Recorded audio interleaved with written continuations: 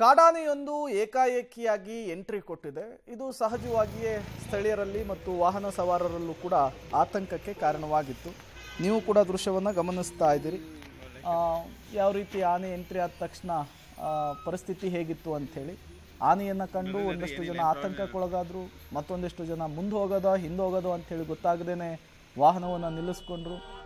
ಆನೆ ಮಾತ್ರ ತನ್ನ ಪಾಡಿಗೆ ತಾನು ಗಾಂಭೀರ್ಯದ ನಡಿಗೆಯನ್ನು ನಡೆಸ್ಕೊಂಡು ಮುಂದೆ ಸಾಕ್ತಾನೇ ಇತ್ತು. 4-5 ಕಿಲೋಮೀಟರ್ ಇದೇ ರೀತಿ ಟ್ರಾಫಿಕ್ ಜಾಮ್ ಉಂಟಾಗಿತ್ತು ಅನ್ನೋದು ಗೊತ್ತಾಗ್ತಾ ಇದೆ. ಪ್ರತಿನಿತ್ಯವೂ ಕೂಡ ಇದೇ ರೀತಿ ಕಾಡಾನೆ ಪ್ರತ್ಯಕ್ಷವಾಗ್ತಾ ಇದೆ. ಅರಣ್ಯಾಧಿಕಾರಿಗಳಿಗೆ ಕಾಡಾನೆಯನ್ನು ಓಡಿಸೋದೇ ಸವಾಲಿನ ಕೆಲಸ.